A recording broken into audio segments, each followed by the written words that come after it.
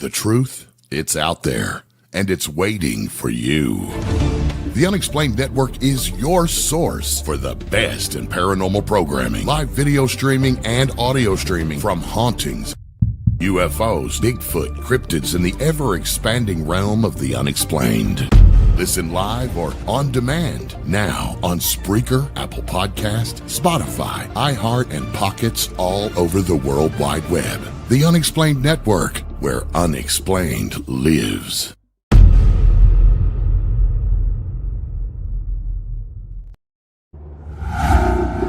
It's time for the Unex News. Extraterrestrials, time anomalies, dimensions, remote viewing, UFOs, UAPs, and USOs, ghostly encounters, abductions, Bigfoot, and more. Your end of the week news source for everything unexplained. Here is your host for the Unex News Podcast, Margie K.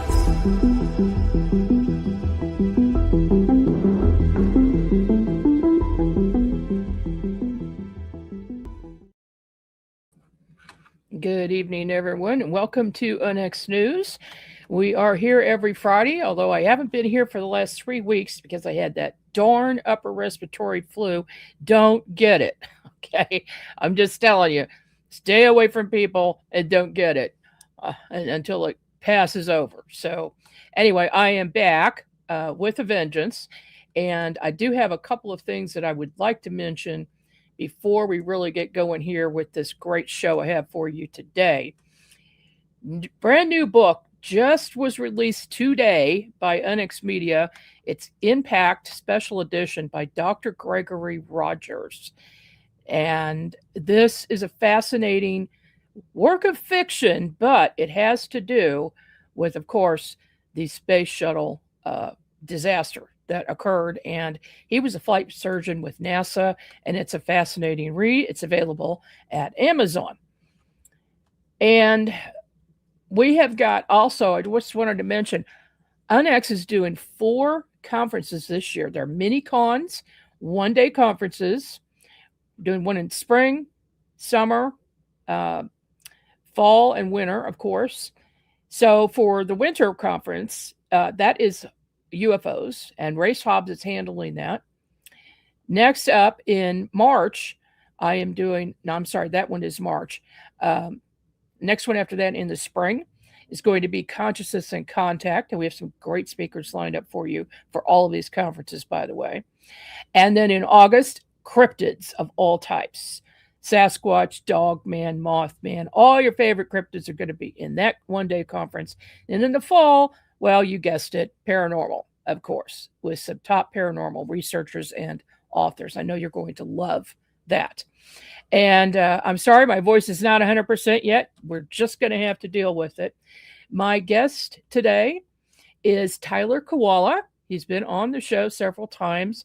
Of course, he and his partner, Aaron, handle the Journey to Truth conference. And we have attended the Journey to Truth conference since pretty much since they started, anyway, in Illinois. And this year, he's doing it in a different place. They are going to Hawaii, and we're going to talk about that. We're also going to talk about his new documentary film that was just released about the secret space program.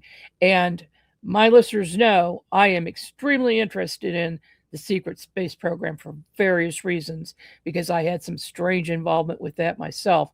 But without further ado, Tyler Kiwala. Welcome, Tyler. Hello, Margie. Good to be back. Good. I'm glad that you're back and you're feeling better. So thank you for having me.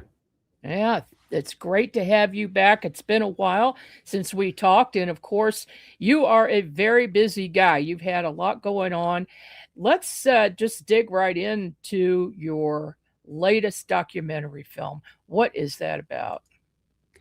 So this is a project that's been 3 years in the making. That's it right there. A Lifetime of Silence Behind the Green Door, a case for the secret space program. It's a subject that we're very passionate about. I know you're interested in it. Like you just said, there's so much out there. I would say misinformation and disinformation. A lot of people out there muddying the waters about what's happening with the secret space program. Some hit pieces. Anyway, it's kind of a mess out there. So we felt, we've interviewed all these people, and we've been filming this for a few years. We felt like we had a responsibility to throw our hat in the ring and take a stab at a documentary on the secret space program, which is turning out to be it's getting overwhelmingly positive reviews. People are saying it's the new gold standard for SSP films. It's a new benchmark, best documentary on the subject. Those are just the kind of comments that we are getting, the reviews that we're getting from it, and we're very grateful. So that's what we wanted to do. We wanted to build a case for the secret space program that can reach the skeptics and come at it from a very level-headed, reasonable perspective, not scare people off with some of the more crazy out there details.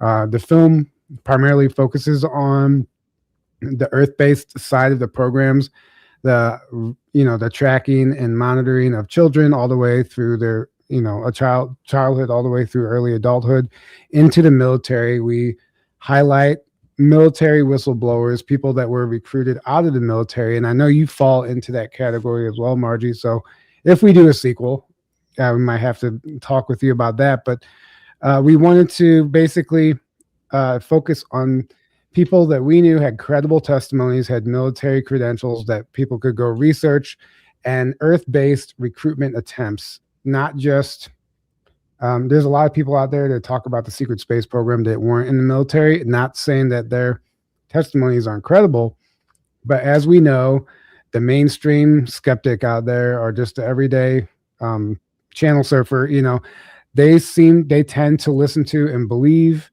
people with authority, like the white lab coat, the doctors, for some reason that's just programmed into us, and military whistleblowers fall under that category. So to me, if we get people that have actual verifiable military service, they served in the military, talking about this subject, I would say that the average person is more likely to take it a little more seriously coming from somebody like that, as opposed to just your everyday average Joe who might also be involved. But it's just a very strategic approach that we took. And it's an ambitious effort, and it's really impossible to cover in 2 hours, but we did. It's a 2-hour documentary. It flies by. That's been some of the feedback. It just it flies by. And right now it's only available on our Patreon, and we are in the submittal process of getting it onto the streaming platforms, which is very tedious. There's so many quality control requirements to get your film out there, like professionally. Yeah. We're learning the hard way, but it's the only way to learn. So we're working on that now.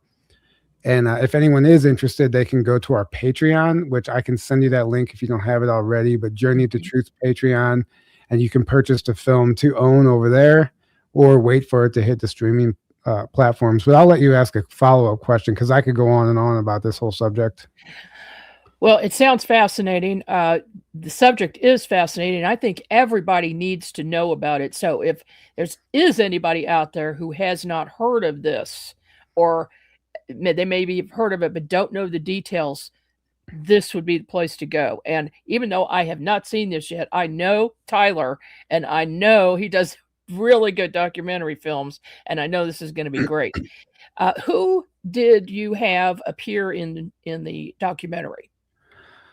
So as far as whistleblowers go, we have Tony Rodriguez, who has he's the only guy in the film that wasn't in the military, but his testimony stands alone because he has the most evidence. He has been able to go back and physically visit some of the places that he remembers being brought to in his 20-year tour.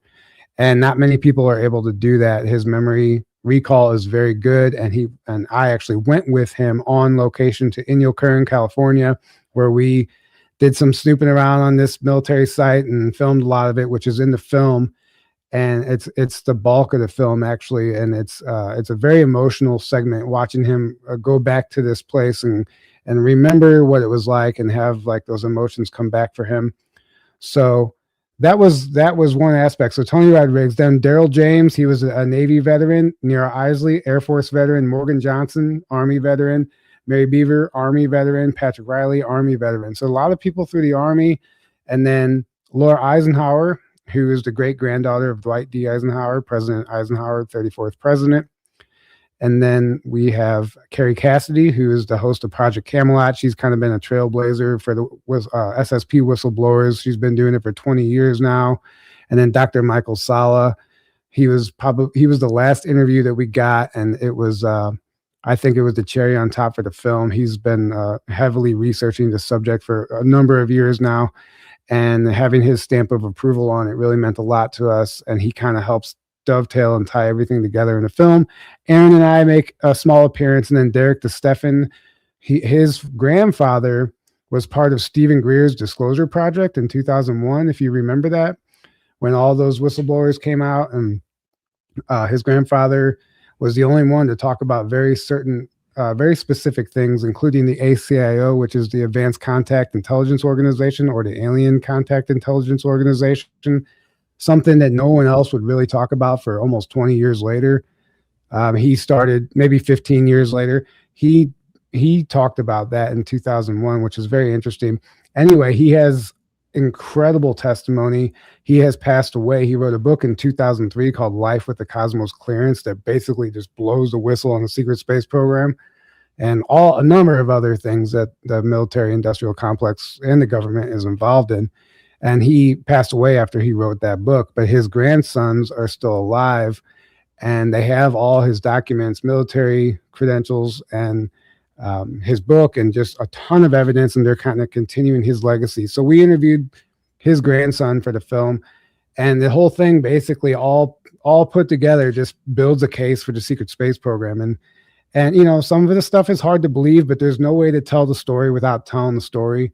You know, you can, if you're looking for an introductory film to like UFOs and ufology, this isn't the film. This is a little more advanced, but that we decided to just go all in, and you know, it didn't matter really what people think at this point. I would say enough information has come forward, especially after the Age of Disclosure documentary, which I feel really set the stage for this documentary, because you had 34 officials, government and military officials, come forward in that documentary verifying the existence of extraterrestrials and reverse engineered craft.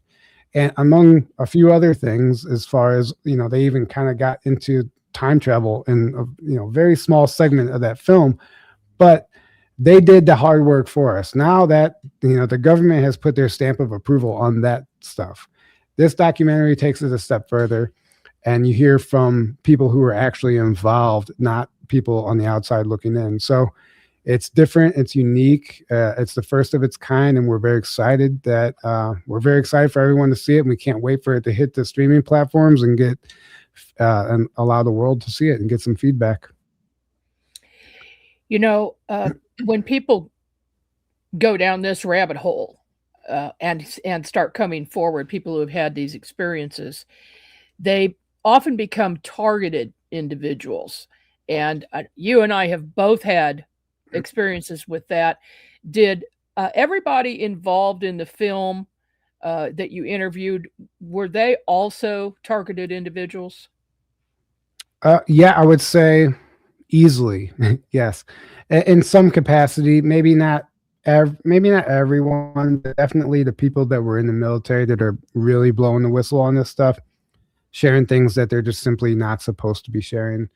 Mm-hmm. A lot of people have issue with that. They're like, why are they allowed to say it without being killed? Well, you know, there's new ways to silence a whistleblower these days without killing them, and they become targeted individuals. They're targeted, and they try to either character assassinate them, destroy their credibility, destroy their livelihood, their families' lives. You know, that happens. And if you really get into each one of these individuals' testimonies, you can find evidence that each one of them, including myself, has been targeted, even during the making of this film. So we could do a whole episode on the strange things that happened during this film that I think were definitely trying to thwart the effort and silence the film.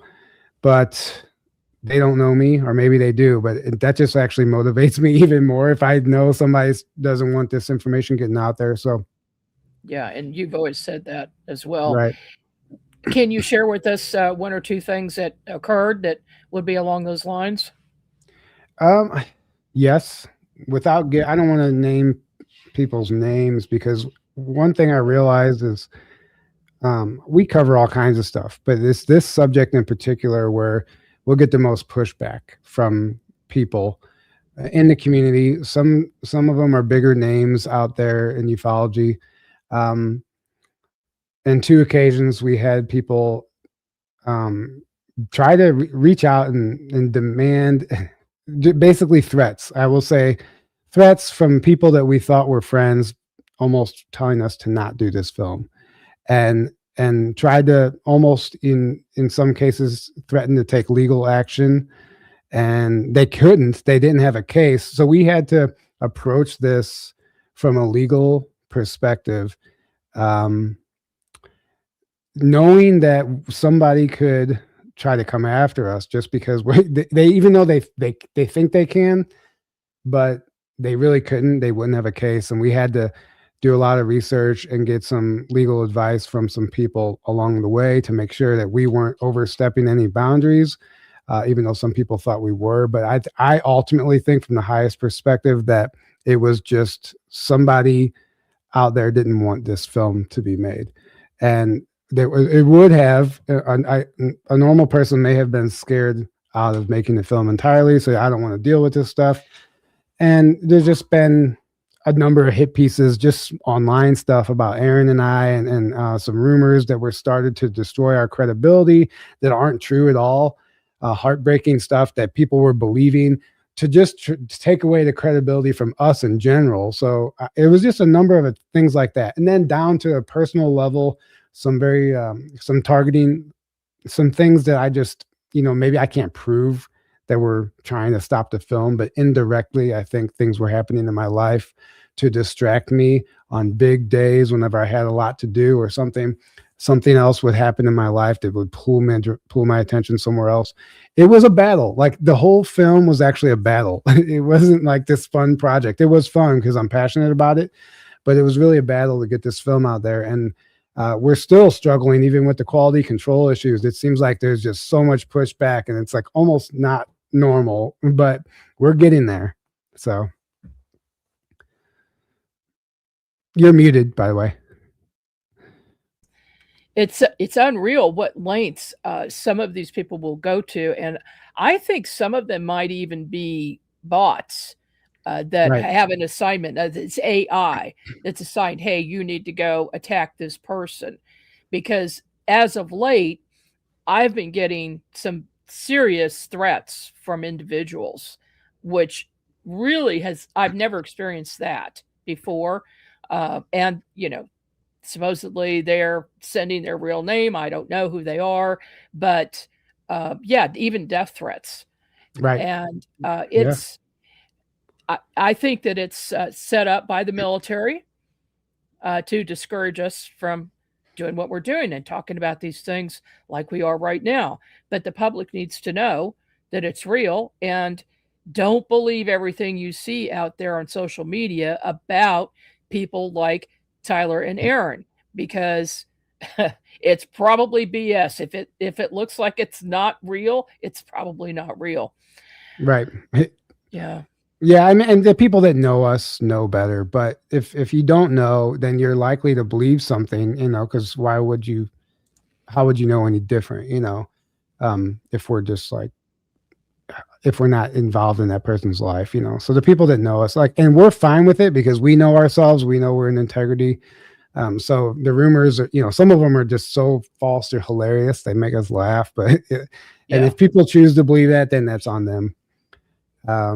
And there's been, I moved to Sedona, Arizona now, and it's a very interesting place out here.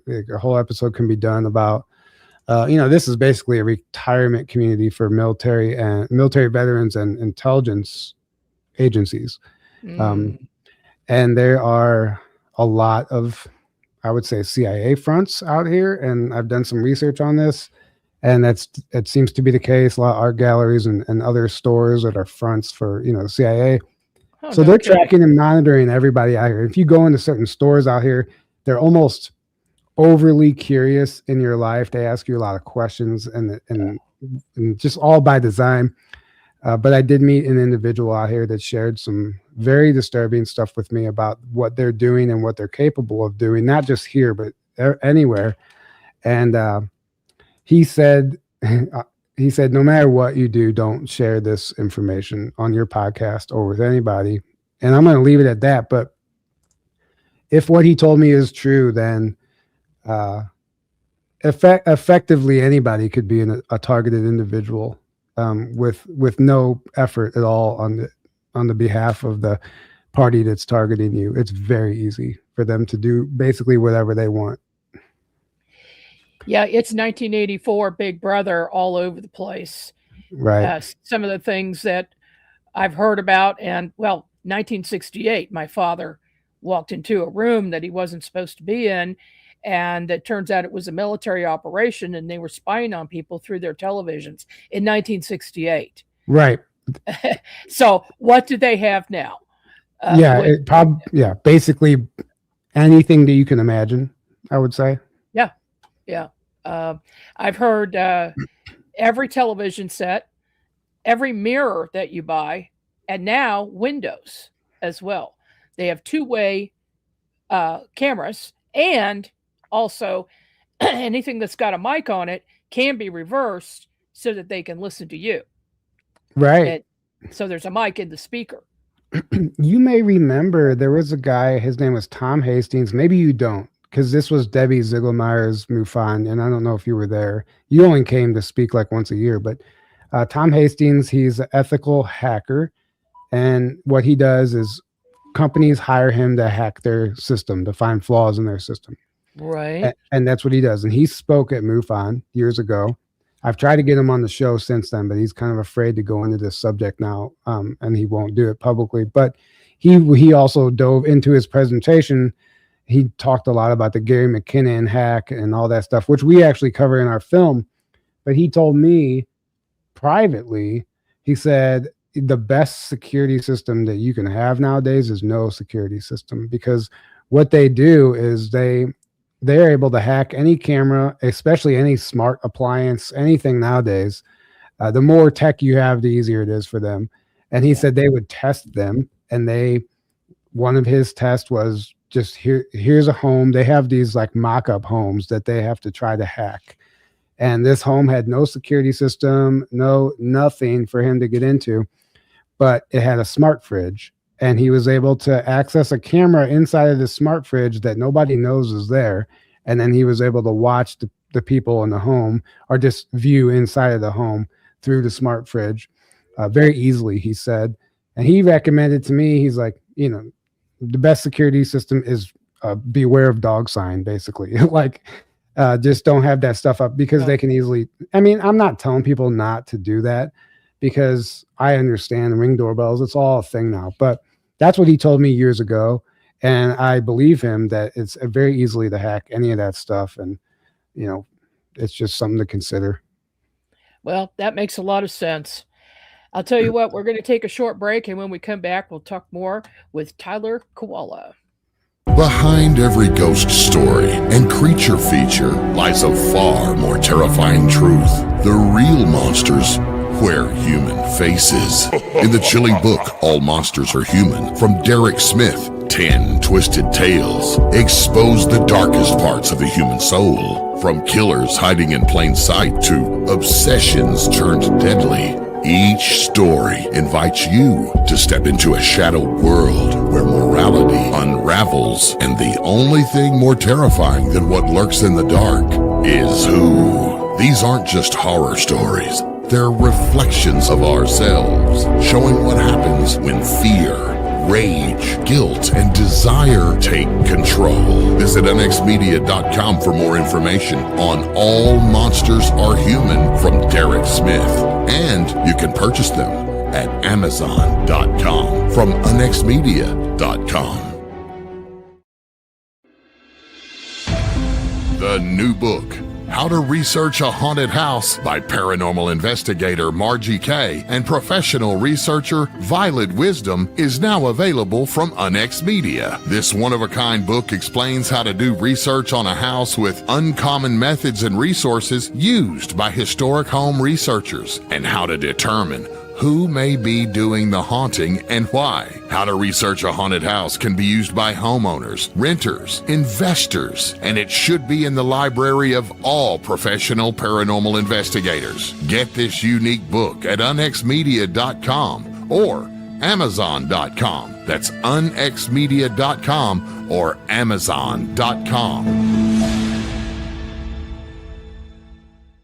2026 is off to a great start, and it's almost time. With many exciting predictions and the recent emphasis on a potential major planetary event occurring in April, it promises to be a super transformational month, and we couldn't be more excited to be in Hawaii during this shift to integrate new frequencies. Folks, this will be a once-in-a-lifetime experience. April the 20th through the 24th, 2026, join us in Kona, Hawaii for Journey to Truth's very first vacation conference retreat. Enjoy 9 presenters over 5 days with ocean adventures with dolphins and whales and sacred sites and so much more. Experience Hawaii like never before. You will enjoy 5 days on the Big Island, so don't wait. Start planning your trip today at journeytotruth.online. That's journeytotruth.online. Welcome back to the program. I'm Margie Kay, and this is Unex News, and I'm speaking tonight with Tyler Kiwala. Tyler, tell us about your Hawaii Journey to Truth conference. Yeah, that was an amazing promo commercial. Thank you for that, by the way. And, we've done 4 years in Grafton, Illinois. We started in 2022. We did 4 conferences there, all successful. And we love it. And we'll go back there one day and we'll do another event. But we wanted to keep the energy fresh for us and for our fans and just something different. So we decided to move to Hawaii. I went to an event in Hawaii in 2019, loved it, changed my life. I've been waiting for someone to do an event there since, and no one has. So I was like, you know what, why don't we do it? And I reached out to some people that I met in 2019, which is always a great thing to make connections at these events, because years later they might come into play. And luckily those connections stood, and those people were very excited that we reached out, and they helped us get the venue locked down and helped with a lot of logistics that we just simply can't do because we're here in the States. So, it's been a dual effort with some people that we know. And it's more of a boots on the ground type of, we're going to be half of the time in the venue, half of the time out Volcano National Park, sacred sites. We're going to be on the boat, snorkeling, swimming with dolphins and whales, all that stuff. It's a lot. It's a big effort on our part, but I'm excited to do it.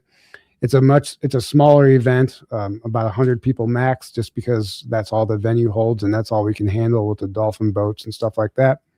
More intimate than our last ones, but we're excited. And if people are interested, they can go to the website, journeytotruth.online, and we now have virtual passes available for the 9 presenters and opening and closing ceremonies. It's only $55 for a virtual pass. So if anybody wants to come and join the live stream, they can do that. And we're excited. Well, that's awesome, because a lot of people can't cross over to Hawaii, and also you're limited on the number of people. So I think that's a great option, having the have it streaming live. That's probably what I will be doing. Right.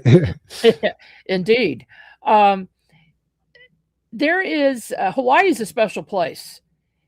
I've been there, and I've been to 3 islands there. And on all of them, it feels like there's this different energy going on. It's very positive and kind of light. Is that what you have experienced? Yeah, when I was there in 2019, I kept telling myself, well, first of all, it doesn't even feel like you're in the United States. Like, to even say that it's part of the United States is odd, because it feels almost like you're on another planet. And everything just was so different and foreign, but familiar at the same time, because everyone speaks English. It was like traveling to another country, but it's Hawaii, and it was just so amazing to me. It was beautiful, And the frequencies, yeah, I felt like we were just almost in another reality is what it felt like to me. And maybe it was the conference and the people that I was surrounded by. Nevertheless, I feel like we can recreate that. And I would love for everyone to come experience it, because it really did fundamentally change my life. And we made some connections at that event that really put us on our path as far as Journey to Truth goes. And I know people, every time that they go to these events, they meet people, make connections, and then that starts something in their lives. So, we're just continuing that. And it was the best time of my life. And I just want people to come and have the best time of their life. So. Well, that sounds wonderful. I know a lot of people will go. We've got some comments in the chat here. I think some people are going to be checking that out right away. I assume Lily will be there. Yep. And Lily's going to be speaking at my Consciousness and Contact conference here coming up in the spring. Yeah. Great. Yeah. She's great.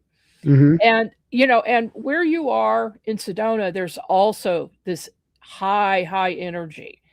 There are some places there out at the Red Rocks where I've gone a couple of times, and I can't spend very long there at all because I just physically start buzzing and feeling dizzy, and I have to get away and be on some solid ground for a while and then maybe go back later. But that place, it also feels like gravity is a little bit different.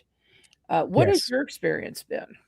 Well, spot on. Everything you said is spot on. And it depends on where you go. There's higher vortex energies in certain locations than others.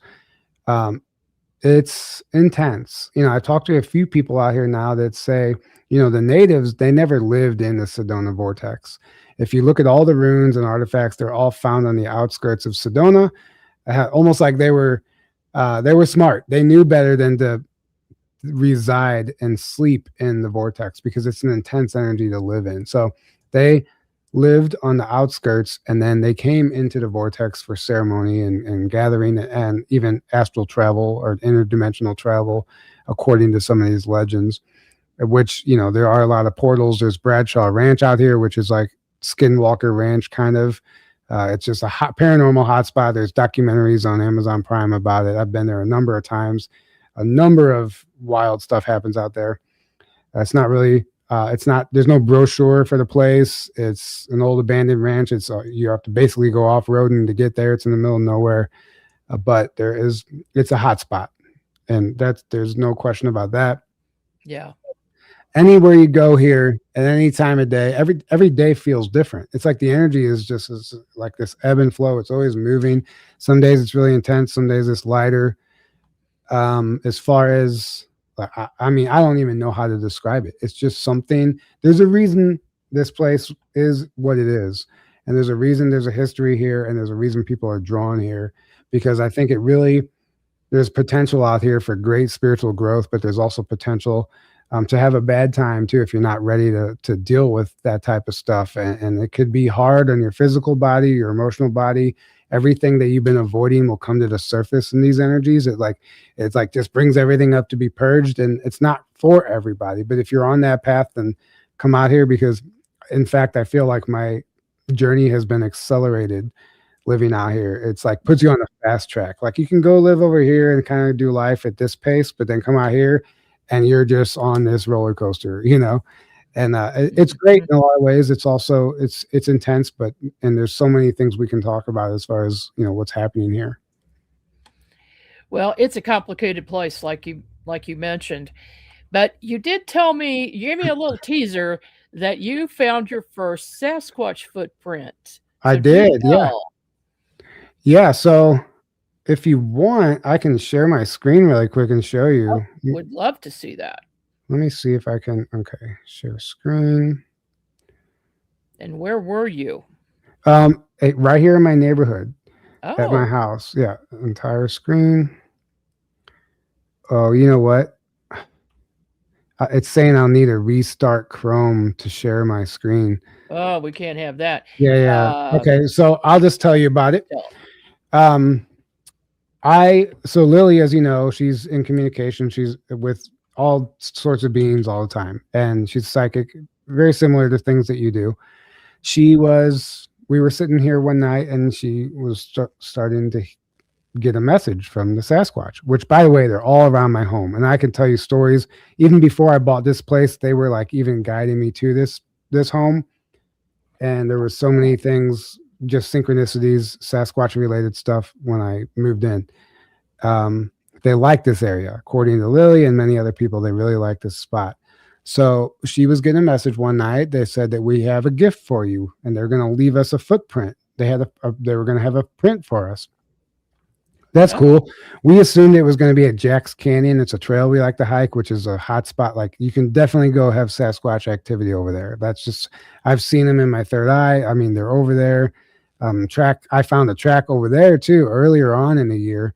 It wasn't as distinct, but absolutely a clear track, and I have a photo of that. So we thought it was going to be over there. 2 days later, I'm walking around my neighborhood, and in the middle of my neighborhood is this undeveloped area where the coyotes play, the deer play in there. I have video footage of both of them playing in this area. They just love it over there. And I'm walking, and I just look over off the road, and I'm like, there's no way. You know, it was just this big, a solo footprint, very large. I measured it, 16 inches long. And it had, like, you could see the mid-tarsal break. It was deep, like it was deeper in the front. It really was distinguished. And I put my foot next to it. I took a bunch of pictures, different angles. The sunlight was good, so you can see the shadow. And I'm like, man, this is like, I should cast this. I've never tried to cast one. So I ran to the hardware store. I got plaster of Paris. I read the instructions, mixed it up. I went over there and I poured it. And about 12 hours later, I came and dug it up. And it's just amazing. It's a 16-inch long cast, and it has a lot of detail to it. It was kind of in the mud, so like not everything is precisely, distinguished, but people who've looked at it, and even people who say that they're experts, say basically it's a 99% chance it's a real print, a real track. So I'm very proud of that. It's amazing, and I'm excited. We've kind of, when we go out, we're always trying to communicate with them. Just today, things happen, and I just wonder sometimes, and I know this is your world, right? I'm sitting right here where I'm at doing some work, and I have my front door open. It's nice. It's almost 70 degrees out here in Sedona. It's amazing. And sunny. Yeah, it's incredible. Like, we're the two states, us in California right now, that are actually warm. Yeah. But and I had the door open, and my screen door has a very distinct sound when you knock on it. And I'm sitting here, and I hear a knock, 2 loud knocks on my screen door. Undeniable. I mean, that's all it could have been. And I get up right away and almost jog to see who's at my front door, and nobody's there. And I literally could hear footsteps. Like, I heard somebody walking. So I went outside and thought, surely nobody's playing a prank on me. I don't know anybody out here really yet. And I'm walking around and I stopped hearing the footsteps. I don't see anybody. And I think immediately my mind was like, that was them. They're playing with me. They're toying with me, And I don't know. I can't prove that it was a Sasquatch, but it happened. I mean, it was loud enough to get me to go out there. And I swear I heard footsteps walking away. I was fully expecting to see an Amazon driver or somebody out there. Nothing anywhere. So that was interesting to me. And they're definitely around this. That wildlife use my yard to come through. The deer, the coyotes, the javelinas, they just travel through my yard daily. So the animals like it here. So it's an interesting spot. Well, the animals are also attracted to high frequencies. So the energy of the area is good. But you mentioned earlier that the Sasquatch helped you find this location, maybe? How did that work? Well, I came out here and I was staying somewhere temporarily while I was looking for a place. And I had looked at a number of places, and none of them felt right. Then this amazing deal pops up for a rental home. And Lily was like, let's go look at it. We should go look at it. I have a good feeling about this one. And I did too, actually. And I pulled into the driveway, and it was just like it was just like, this is it. There was no 2 questions about it. I didn't even need to see the inside. You just energetically, this was it. And I get out, or in the driveway, there's this branch from the tree above that was broken off from so high up in the tree that nothing could have broken it off. And it was a green branch. It was not dead. And Oh. it was clearly broken off and just placed in the driveway. And immediately I thought, man, that Sasquatch did that. And so I'm like, that's a good sign. Then we go to the front door and we're just looking at it. We haven't even talked to the rental owner or the property manager or whatever. And I go to the front door and there's a big black feather just laying in front of the door, just perfectly laying on the doorstep, just this black feather. And I'm like, that's a sign. And I'm looking around the yard. And I'm just like, man, this place has just got an energy I love about it. And there's a perfectly made up little pile of pine cones set in the yard that I just don't think any person did. I don't know why they would have done that. It just seemed to me like, again, you can't prove this stuff, but it seemed to me like that was them. They were just like leaving a little gift. Anyway, they were kind of just telling me like, yes, this is the place, and that was actually my main deciding factor, that I had all those Sasquatch, what I call synchronicities, when we went and looked at it the first time. Everything flowed so smoothly. I called the rental company within the same day. I put money down and got it. They took it off the market. The whole thing worked so effortlessly. And now we've been having activities surrounding this area. And I think they just like that we're here, That is awesome. That Sasquatch encounters. Sasquatch are kind of sneaky, but I think they do things in a manner so that you'll get used to them and you'll gradually have more encounters and closer encounters. They don't seem to have the intention of scaring people to death or just being the first time you see them, they're right in your face. They don't do that. Right. As far as I'm concerned, that's what my experience has been. Yeah. And exactly. And I think at least if it's a benevolent being and not some scary cryptid or something, Right. So I think that, I was laying in bed one night and I wasn't even close to falling asleep. I just closed my eyes and I just started seeing a clear vision of Jack's Canyon where we like to hike. And I know the terrain, and there's like trees and there's a lot of cattle roam there too. And I saw all these cattle and I'm like, oh, I'm seeing Jack's Canyon. And then I see a Sasquatch in my third eye, but I'm looking, it's like I'm watching this movie. And I see it like walking, from tree to tree and like just kind of peeking out. And I see the cattle there. And I'm like, oh my gosh, I'm trying to explain to Lily what I'm seeing. And I'm like, this is Jack's Canyon. They're telling me that they're at Jack's Canyon. So we went out there and the first time that we've ever seen all the cattle, it was my exact image. Everything was exactly the way I saw it, except I didn't see the Sasquatch, but I know they're out there. And I'm so convinced at this point that I'm just like waiting any day now to see a physical one walk by at some point on one of our walks. Yeah.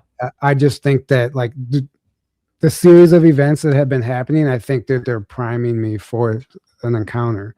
And maybe not, I would love for that to happen. I'm not giving all my energy to that. Just whatever they decide is, whatever they're okay with, I'm okay with, Where you've held your conference in Grafton is a big UFOs too, but also Bigfoot right. hotspot.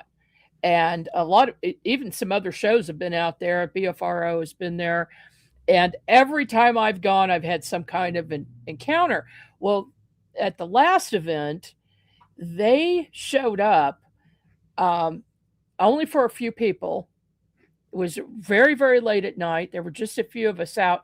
And I just suddenly got the message that they were there. So I stood up and looked around and I looked in the direction I felt to look. And here, this Sasquatch appeared, but he was transparent. He did not fully materialize into 3D. He stayed in 4 or 5D, but you could see the outline very, very clearly. And several people saw it as well.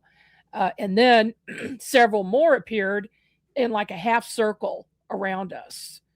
And they stayed away. They were at a distance, maybe 50 feet. Maybe 50 feet away, 30 feet at the closest.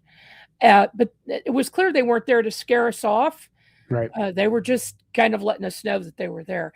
And I think that's awesome. Now, are there some bad ones out there? Probably. But in my experiences, I haven't had any negative experiences with them. Right. And I think, there's a lot, one time Lily and I, we just wanted to get on YouTube and just see if we could find some good Sasquatch stories while we were on this road trip. Just, people tell stories of encounters.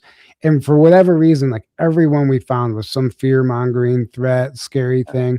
And we're like, this isn't at all what we're looking for, but it seems so that is still happening and that is out there for some reason. In fact, I don't even know if it's necessarily scary, but I think people are scared of the unknown. So if they don't know what it is, they can turn it into a scary story really easily, even though they might not have intended to harm them at all. So it just depends on your perspective and where you're at, I think, too. Well, on a different subject, 2026 seems to be the year of disclosure. A lot of us are getting that message. What do you think about that? I think absolutely. I think we're already seeing signs of it everywhere. Like I said earlier, that Age of Disclosure film, I think that was strategically timed to set the stage for 2026.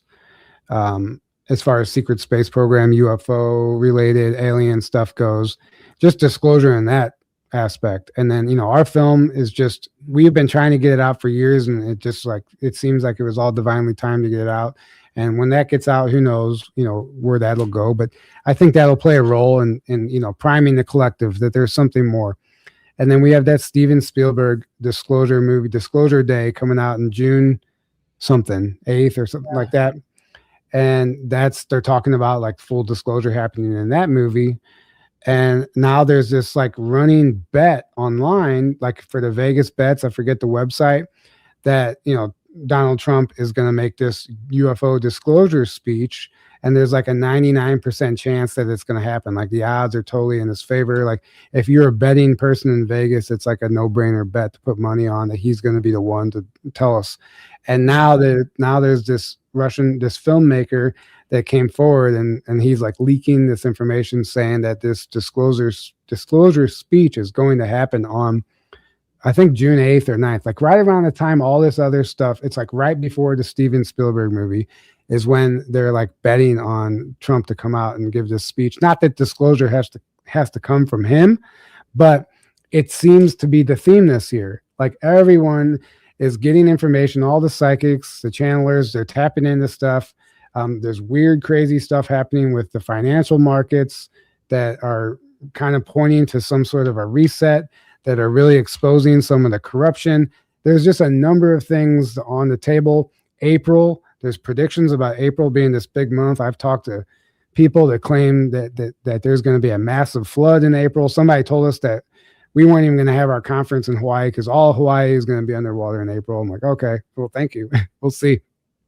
But there's this Chris Bledsoe who wrote this book called UFO God, or something like that. And in the book, he's talking about being visited by this Egyptian goddess and basically saying that the second coming of Christ is going to happen in April around Easter. Interesting. Just take note of that. Then you have Stuart Swerdlow, who is a government informant. Everybody knows this. He's involved with the Russian KGB. He gets briefed from 3 different countries on a weekly basis, and he goes online and shares all his briefings. Makes a lot of accurate predictions that come true. But in my opinion, there's also some misinformation in there too. I don't trust people like that always, but he's made a number of predictions that have come true. Like when the government shut down, he came out weeks before and said the exact day it was going to open back up, and it did. And he's like, this isn't a prediction. This is what they're telling me, but it's a prediction to some people. He predicted a couple months ago that silver would hit $120 in January. Just 2 days ago, it hit $120 at the very end of January. Just things like that. He's also claiming that in April, he said there's going to be a major event and that the government, military, whoever, deep state, they have this is coming from him, not from me. So don't shoot the messenger. He said they're going to try to fake the second coming of Jesus in April with a blue beam hologram type of a technology. Blue beam Jesus, they call it.